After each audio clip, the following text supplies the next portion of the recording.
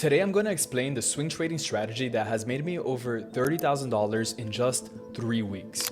When I first started trading about 6 years ago, I tried out every way of trading I could. I tried supply and demand, SMC, and a bunch of other methods. But after a long time of just being unsuccessful, wasting my time trading, I realized that the most profitable type of trading is actually just keeping it simple, repeating the same setups over and over. So now, I just take a couple of trades per week and I repeat the same setups. I take the same trades over and over. The best part about this is that it's so simple that it can be replicable by anyone who follows the easy steps I'm laying out in this video. And this is what I use to get to my first 10K trading month, 20K trading month, and beyond. I'm gonna expose the full strategy right here, and I'll even show you a real life example so you can start applying this right away and become a profitable trader. All right, so here are some of the results that I've had. And the first thing that might stand out to you is that there's actually not that many trades. So you don't have to trade a lot to make profits, right? There could be 4 trades in the span of 3 weeks and you could still end off 30K in profit without any individual trade having a risk greater than like 5 or 6K. So all in all, pretty low risk, 75% win rate, and that's the type of results that you can have. Like I said, the best part about this is that the strategy is so simple. As you see right here, you might not be able to see the full market structure, but all you're pretty much looking for is going to be a trending market. And I'm going to show you how to actually identify what is a trending market and what's not, and when it's about to start reversing so you don't get caught on the reversal. So these are the timeframes that we're going to be using. Each one of these timeframes has its own purpose, right? So the daily time frame, that's the one that we're going to be using for the direction. From there, if the daily time frame shows us a trend, a direction, then we can go into the 4-hour time frame. The 4-hour time frame is the one that we're going to be using to identify our market structure. And then from there, we can actually move onto the 1-hour chart, which is going to be for our entry. So what you're looking for here is to have 3 steps, 3 simple steps. First, you start off on the daily time frame. So what you're looking for is ideally on the daily time frame. I'm only going to be looking at the past 5 daily candles, because the past 5 daily candles is already going to tell you 99% of what you need to know. So 5 daily candles. Now, that's not to say that if there's a clear market structure and it's past the last 5th candle, then you could still take this into consideration, but it's not going to be a main impact for our trade. What is going to matter the most is going to be what happens inside of here, inside of the past 5 daily candles. Because usually if there's a clear trend on those, then that's all we need to know. And it's more relevant for our trade, because we're not going to be trading off of the daily. We're going to be trading obviously on our smaller time frames. So once you have your daily direction down, then you can move into the 4-hour chart. What I like seeing on the 4-hour is a clear trend with big pullbacks. If the market is making small pullbacks like this, then it's very difficult to find an entry at these points. And it's actually a very risky point to enter in the market, because if you're looking to enter in here, who's to say the market won't just make a deeper pullback, basically stopping you out down here. And then at that point, the market can easily continue back in the initial trend. So what you want to see, and what I love seeing, is deeper pullbacks like this on the 4-hour chart, so that way we can find our best entry possible. Now, we're not going to be taking our entry on the 4-hour chart. We're actually going to be looking at the 1-hour for this. So on the 1-hour chart, as you see here, this is the same point of the market when it came down all the way here. If you were to zoom in closely inside of this yellow circle, you would see that we have an engulfing bullish candle and we have some rejection wicks to the downside, thereby confirming that the market was going to bounce there and start going bullish. So that's how you want to do it. Use the daily for your direction. So daily, easy to remember because daily is direction. So right here.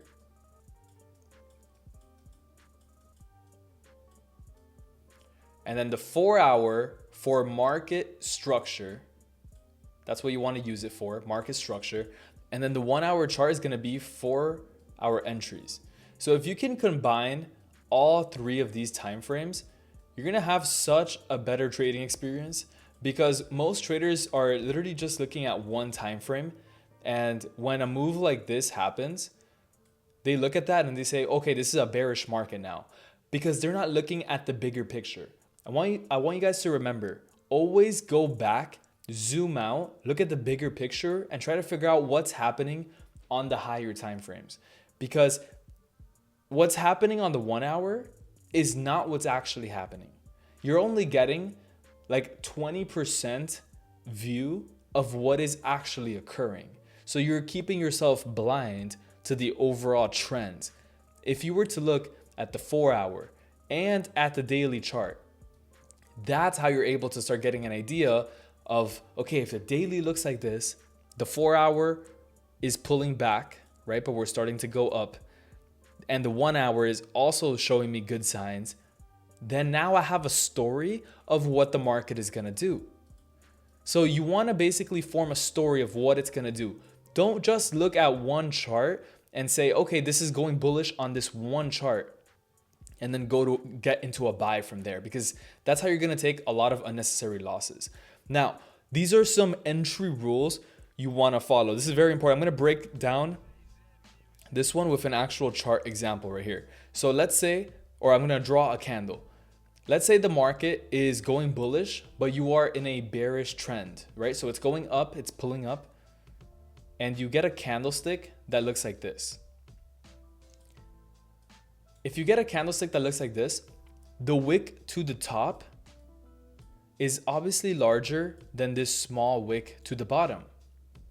So this means that this is a rejection candlestick, which means you could theoretically look for a sell on that candle. It would be correct. But on the other hand, let's say you get a bullish candle like this, and the top wick is not that large, and it might even have a bigger bottom wick. This shows that the market is rejecting the downside, and you can't sell off of that candle. Now, the best possible thing is when the candlestick itself is even smaller than the wicks, right? So if you have a candle like this with a huge wick to the top and a wick to the bottom that's smaller than the one to the top, that's a huge rejection right there. So that's a rejection, and you can easily expect the market to then continue printing to the downside. These are the type of setups that you want to look for. And one of my entry confirmations is you only enter in if price makes a rejection wick. Very important rule, which is very simple and it's easy to follow. All you want to do is you can't buy if the current daily candle is red. So let's say this is a bearish daily candle and it's obviously going down. What's most likely to happen is that the next candle is also going to be bearish. So you want to just try to avoid entering in a buy position that goes against what the daily is showing you. And same thing if you're going long. So let's say you're looking for a buy, or actually let's say you're looking for a sell, but the candle is bullish and you're expecting it to start going back down. Don't enter in if that current daily candle is against it. That just makes it very simple. And if you follow this, your win rate is going to get higher because you're going to avoid a lot of trades that go against the trend. Even though you think it's trending, it's actually not. If the current daily candle is against you, chances are you're not in the actual trend. Now, the last rule is to only take a trade when there is a clear trend and just exit the second that you see the trend stopping. So let's say you have a market that is like this, right? It goes up, but then it goes down, it makes lower lows, higher highs, but then ultimately it just stays inside of this range. This is the exact market that you want to avoid trading, because the more you trade inside of a range, the lower your probability of winning goes. Now, let me get on the live chart and show you an actual example. Right now, I'm in Euro JPY, and this was a market that was bearish at one point, right? Because this move down made this a bearish market. I could easily put this in red to show you. And then we started to consolidate inside of here. Once we were consolidating, there was no trades to be taken inside of here. Now, the second that we broke above this resistance area, that confirmed to me that we are starting to go bullish. And once we form that second higher low right there, or actually the first higher low, then at that point took the buy position. And right now I'm running slightly in profit on this trade. Let's look at CAD JPY, which was a trade that I took that played out wonderfully. Same type of situation. The only difference is that I entered in a bit higher. It had a bearish trend down. We consolidated for a little bit while the trend was reversing to the upside. And then we started to form higher lows. And this one, we actually had two higher lows. So this one was a safer entry. We had our first higher low, second one, and then I entered up here. The best entry could have been, potentially a little bit higher or lower, but that could have been, difficult to catch in the moment. I ended up seeing this around the New York session, took my entry here, and we went straight to our profit areas. Closed out a little bit sooner since it happened so quick, about a day or two.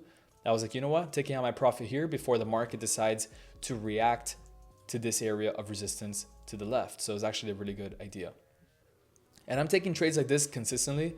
I mean, we could take a look at also Euro CHF. This one I closed out in profit. Perfect place to close out. And also the trade made sense, right? So this is on the 4-hour chart. We have lower highs consistently. Took my sell right around here when the market kind of pulled back and reacted at this area of resistance. And then from there, we went down into profit. We stayed in profit for a while. It consolidated for like a couple of days straight. So I decided to exit out. But in most instances, this would have been a market that could have continued down and I could have actually had a really, really big profit on this trade. Still made some good money on it, closed out here, but definitely could have continued higher or lower.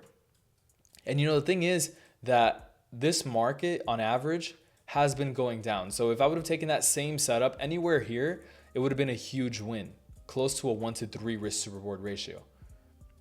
So yeah, this is how the strategy works. Like for example, right here, GBP CHF is showing me a possible sell right here. We're close to that moving average. We have all of the rules that I explained here earlier. Rejection wick, you want to go down into your 1-hour chart, find your entry, and then look for some type of entry confirmation based off of these rules. So if you guys start applying this, I guarantee you your win rate's going to get better. Basically, you're trading with multiple time frames. And since you're trading on the higher time frames, you also have more stability and more control in your trading. Use these time frames, the daily, the 4-hour, and the 1-hour. And you don't have to add a bunch of indicators. Just use direction, market structure, and your entry confirmations, like rejection wicks. So let me know how this goes for you. Make sure to watch this video right here on the screen that pops up. And let me know in the comments below what you want to see next.